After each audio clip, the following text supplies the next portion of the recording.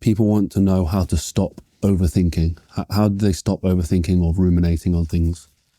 The easy answer would right now be learn how to meditate. Okay?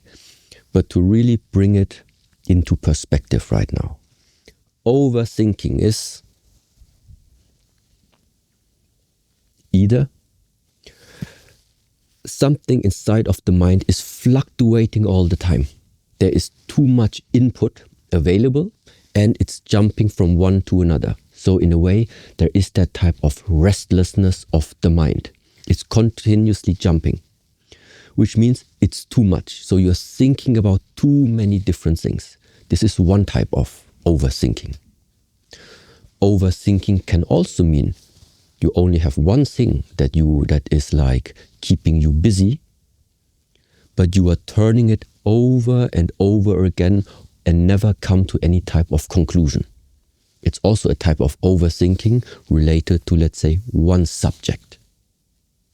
So these are now simplified, the two problematic states. Problematic if you don't have the ability to switch it off if you want to switch it off. Yeah?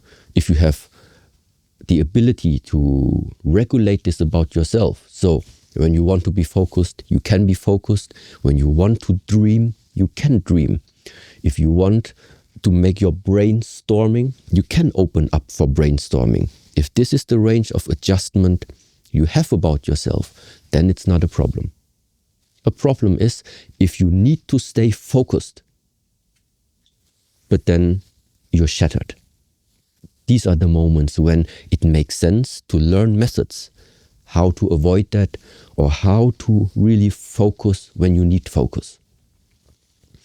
Now, I wouldn't say that the right approach would be to state that focus is the only right way. No, we have focus in this life, which means there's a limited type of view you're putting yourself in, because this limited type of view it's the collection of awareness, it's the collection, the summary of intention into a specific spot that you want right now to make it grow faster or to develop faster. That's why we need focus.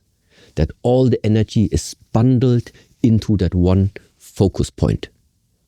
So you want to push something forward, you need focus.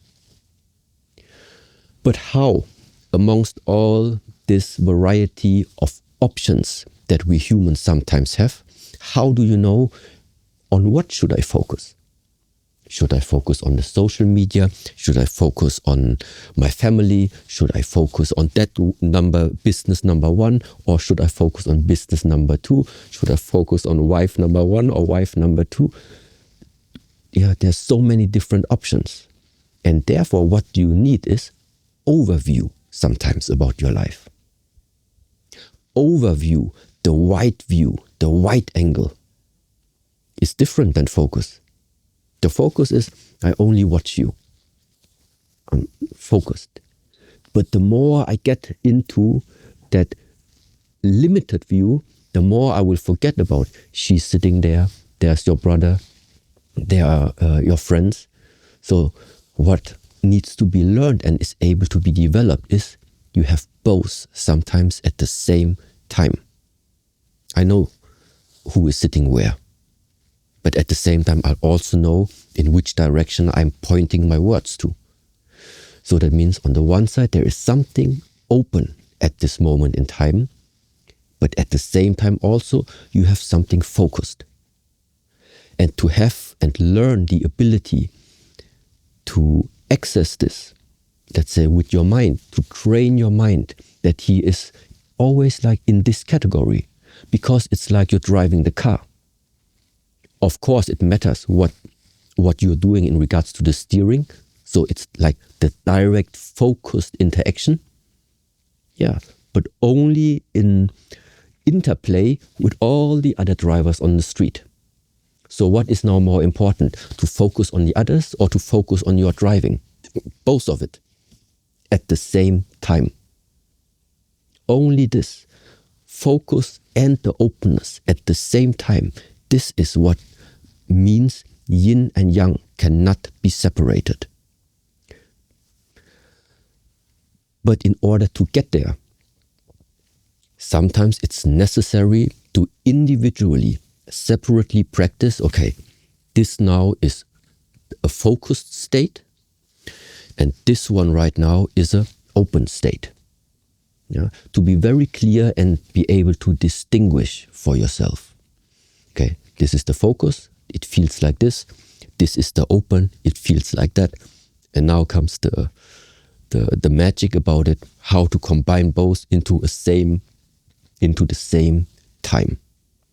Yes, and this is something everybody will need to figure out. This is when the magic happens and you are stopping from the separation of either that or that into it's both of it at the same time. Yeah. And now in regards to this overthinking, so what is it that people, for example, are able to practice? There I can suggest, for example, you are choosing one object, which can be in a lot of cases an object that we call that is your meditation object. It can be the breath, for example. So instead of following up what comes into your mind, which means if you have too many thoughts, we turn it around. You are deciding what you are going to put onto your mind for the next 5 minutes. Whatever it is, whatever you choose, this is your so-called meditation object. So that means I am telling myself, okay, for the next 5 minutes, I am going to only place my attention, my mind, on the breath. So I feel how the breath enters into my body, and I also feel how it is coming out of my body. This is when you use the breath, for example. Yeah. Other people, if they find it too hard still, you can use this type of movement. So what is your meditation object is now, let's say, the movement. It's the movement itself, the up movement, the down movement. But the focus is there. So this is a way of what we call mindful.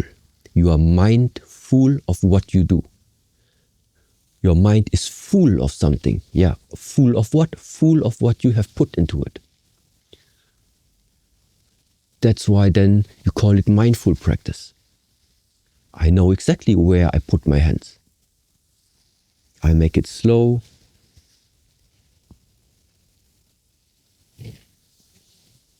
It doesn't really matter what type of movement it is. It is only as long as I do it, I know what I do. So I don't leave, let's say, these movements right now to coincidence. No, you learn for 2 minutes, 3 minutes to take something in full responsibility and awareness of what you are able to concentrate on. And this is a so-called, we sometimes also call them mind exercising or mind development practices. Because it's not about the movement itself. To just do this movement, it's not going to bring you too much benefit, let's say, physically. Right now, not yet. But this is, this slow movement and all of that, that is there for you to, first of all, learn to focus the mind. Learn to focus the mind. This number one. And afterwards, after you realize, okay, actually right now, I can feel that in the moment where I start to have conversations with people, you know when you are present or not. Yeah, you are starting to feel that, okay, now my awareness is not with you, it's gone. No? And then you feel what is the difference between now I'm mindful, now I'm not mindful. Because this ability to distinguish is therefore so essential, because if there is something that we humans can do about our life, then it can only be done while you are mindful. If you don't know you have a problem, you can't solve it. And that's it. So the whole point of why is there so much this emphasis on mindfulness? Yeah, why should I know what I do? Because if you don't know what you do, your life is a coincidence. And that's not what it's supposed to be. It is supposed to be what you put onto your mind, what you want to see yourself, the way how you want to see yourself, what you want to achieve in this lifetime. It should be possible. But only if with the allowance of what has been given into your own hands, if you also use this chance. And like I said in our in the first time that we were meeting, I strongly think and believe that we all have something that comes from us, that we have in our hands. And if that potential that we have in our hands is merged with our awareness and with our action, and then at the same time also is combined with the will of God, or the will of the destiny, or destiny itself, then it's going to happen. But if you put something onto the mind which is not in harmony with the will of the nature, with the will of God, with the destiny, you can try as much as you want. It's not going to happen. So, what is this discovery once again about?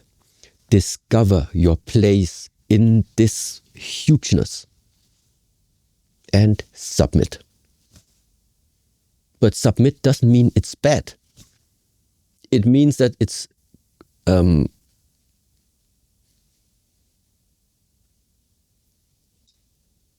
incredible that something like this exists. This is the submission. Submission, it's not in terms of you give up. No. It's not you give up life. No, you finally allow the fullness of life to flow through you. This is called submission. So you can always understand these wordings in different ways. But the one I'm talking about right now is allow life to run through you. You can express it in terms of what happens for a reason. Yeah, if something happens, and this is why it's so important, that acknowledgement. Because acknowledgement is the first step of understanding all of what we go through belongs to the process. And what is this process? For example, everybody, every human in this world, I think, is going to different stages of challenges, let's call them like this. These challenges can be, for example, let's just take one, loss, losing something. There was a time when we all were still small child, and when somebody took something away from you, maybe some of us were already crying, because already very young you felt what losing means, to lose something that actually you like. No, then teenager, 10 years later, somebody took again something away from you. Same feeling. Nowadays, somebody takes something away that you strongly feel like it belongs to you. The same feeling comes up. So what I'm saying is, throughout all the decades, the feeling of loss, it's always the same. The situations, the circumstances, they change. Why that feeling comes up. But the point is, it's the same. The feeling of loss is the feeling of loss. If you're angry about your car gets scratched, or you're angry about you lost something, or you're angry about somebody took something from you, the angriness is also the same. If you're jealous, you're jealous. There are not 50 different types of jealousy. There are 50 different reasons why you become jealous. But the jealousy is the same. The angriness is the same. The loss is the same. The hate is the same. The joy is the same. The happiness, it's the same. And so what I think is happening is that each human being is confronted with loss. And now the question is, how are you individually dealing with that now?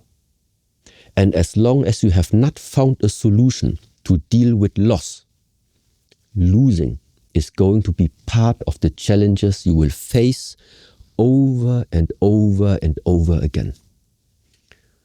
Once you have managed and found a solution in regards to loss, there will be things coming up that make you angry, because the next challenge is overcome angriness. Small things make you angry, big things make you angry. It's always the same angriness until you found a solution. No, the anger cannot manage me. It must be the other way around. Anger solved. Then comes the next one. Question of life and death, of fear. Until you have solved the answer for yourself, how to deal with fear. And why I'm now pretty convinced to state the things like this is because there is so much similarity to the way and the reasons why we have this type of hardening methods coming from the Shaolin Kung Fu training. Hardening meaning, like you saw also before from Shifu Yanlei when he was hitting himself, we have many tools inside that you can use to get in touch with pain. We necessarily take into consideration that this is going to happen. We know when you start touching that, when you start doing these methods, the pain is going to come. We want it to come. Why? Because now you can go in. Now you can really go in, and on the go, in the present moment, that is the special part about it. In the present moment, you figure out the way how to release it. And there is that saying, when you have when you have overcome a certain level of pain, overcome means it's never going to come again. It's finished. You walk through that level of pain one time. The next pain you will feel is a different one. It's not the same anymore. So there is a difference between something shows up in your lifetime and you are ignoring it, you are avoiding it, you're trying to run away from it, and you face it. You face the anger, you face the fear, you face the jealousy, you face the pain, you face what you don't like, you face the fact that you are out of your comfort zone. Why? Because you know that once you have overcome it and find a solution for it, it's solved for this lifetime. And this is my suggestion, to view these methods sometimes to make yourself